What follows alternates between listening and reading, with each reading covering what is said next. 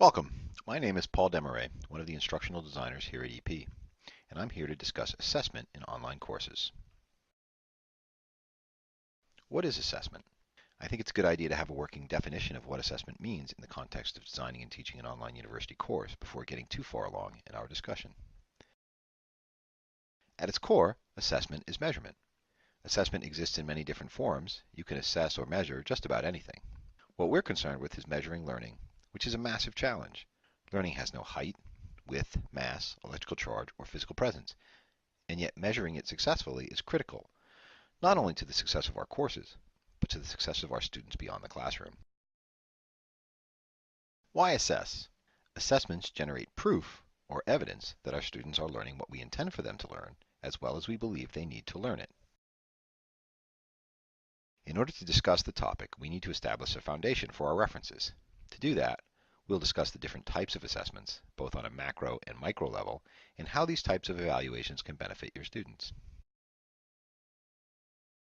One of the most common questions faculty ask is, how do you do online exams?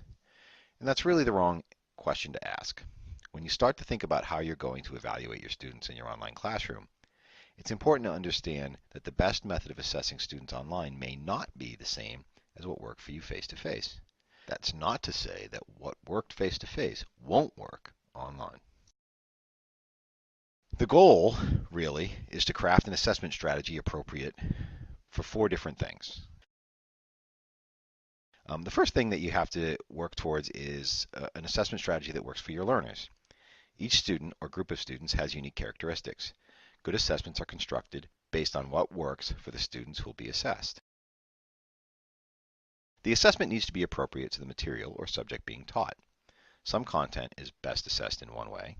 Other content is best assessed in other ways. You would probably not assess a student's ability to write algorithms using an essay test. Assessment is a critical aspect of teaching and learning, so it makes sense to customize the assessments to the material. Just as important as matching the assessment to the student is matching the assessment to the teacher. Why? If you, as an instructor, do not have the skills, training, experience, or inclination to use a particular assessment, it is unlikely you will be effective putting that method to use. An instructor who does not believe in graded discussions, for example, is unlikely to craft good questions, moderate effectively, or develop the well-aligned rubrics for evaluating student participation in those discussions. Conversely, if you have experience writing white papers, have used them in influencing decision-making yourself, have seen firsthand the value of that kind of document can have on policy, it is logical to conclude you would be effective in using that kind of project-based assignment in your course. Finally, it's important to match the assessment with the delivery method. Discussion is an effective online assessment, but is problematic face-to-face. Conversely, objective exams can be effective face-to-face, but have much less value online. The real secret to creating an effective assessment strategy is customization. Your strategy might include some elements you use face-to-face. It might include none of the activities you currently use. The key isn't how alike or how different your online assessment strategy is from what you're using currently. The key is to design one that helps you ensure that you are evaluating your students' achievement of the course objectives as you define them. Let's talk a little bit about the difference between learning activities and assessments. In the previous module, we discussed learning activities and how they are alike and how they differ from assessments. While there is some overlap between learning activities and assessments, for example, it's possible for the same activity to function as both a learning activity and an assessment. To determine whether your planned activity falls into the activity or assessment category, you can ask 2 questions. The first is it graded? If an activity is graded, it's an assessment.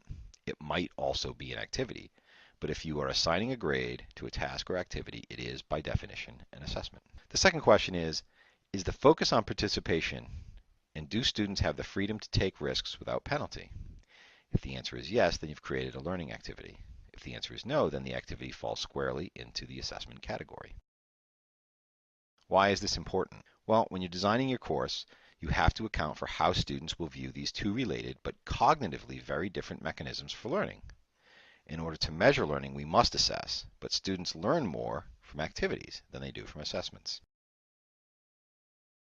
This is because when they are working for a grade, students tend to place more weight on the assessment as opposed to the learning. When using graded learning activities, it's best to approach them as formative assessments, with students having opportunities to revise their work and improve their scores. If this is not the case, students will tend to focus on their grades as opposed to the learning. Now that we've established a working definition of assessment, what it is and what it isn't, we're equipped for a more detailed discussion of how to assess your students online.